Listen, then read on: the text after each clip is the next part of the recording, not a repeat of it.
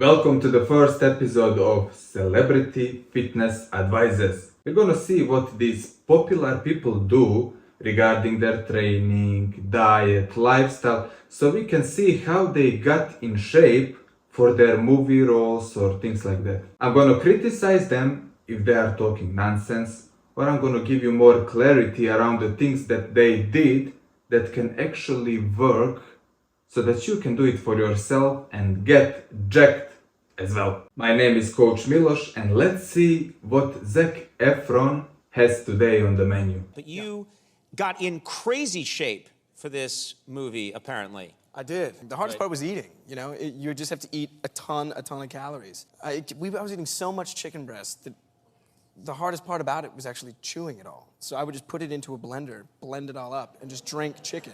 You can notice that most of these actors are overestimating the amount of calories that they are eating. About blending the chicken part, honestly, no comment. Let's just move on to the next one. I have this thing I call lima bean theory. You ever see a guy go to the gym and he says, okay, we'll do abs when we're done. But what happens is he goes in there, he does shoulders or whatever he does, right? And then after the fact, when he's supposed to do abs, lima beans, you're sitting at the table, your mom made macaroni and cheese, chicken nuggets, and these stupid ass fucking lima beans. Eat the lima beans first when you have the most energy, get it out of the way, then you can enjoy the chicken nuggets and the macaroni and cheese. Do it first because you're not going to do it after. I like the analogy, but it's not as smart as it sounds. Your core has one very important function. It contributes to your spine stability. Let's say you're gonna train your legs and you plan on doing some heavy squats, maybe some deadlifts, but you start with training your abs. Now your core is worn out and you have a very limited spine stability while performing these heavy compound lifts. It puts your spine in a vulnerable position and you don't want to mess with your spine. So this analogy can be used for calves. For example, since most of the people are not taking their calves training very seriously, but look, at the end of the day, you have the workout plan and you're not gonna go home in the middle of your workout. Like, just stop acting like a little bitch, be a man, complete the entire workout and then go home. It's that simple. What is Chris Hemsworth's diet? I'd like to think I eat a fairly balanced diet. I do eat a lot of protein, but I also have a lot of vegetables. But like anyone, I have a sweet tooth. I have a real appetite and passion for pizza and burgers and ice cream and all the bad things. We all have passion for delicious foods, but pizza, burgers and ice cream don't necessarily have to be bad stuff. You can recreate the recipe a little bit and end up with delicious low-calorie pizza, healthy protein ice cream, so you can easily stick to your diet.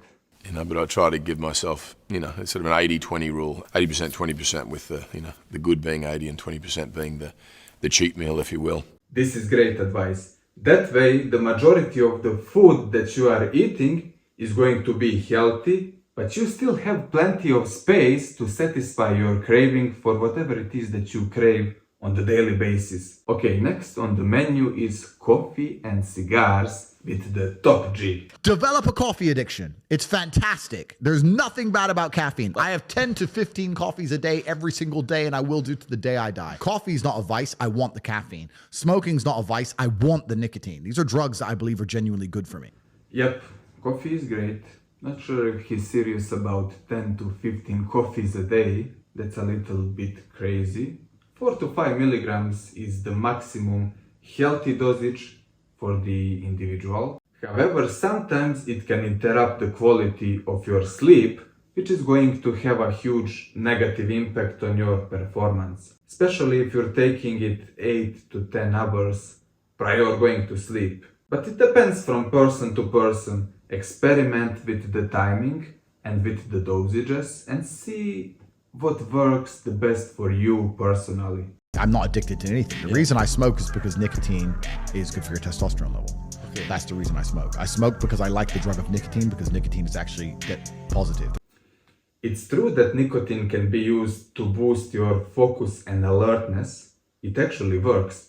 Some people who quit smoking will notice the decrease in their ability to concentrate. But listen, if you are ingesting nicotine by smoking, I don't think you have to be a genius to know that it's bad for you. I think Andrew Tate is joking when he says that he drinks 15 coffees a day.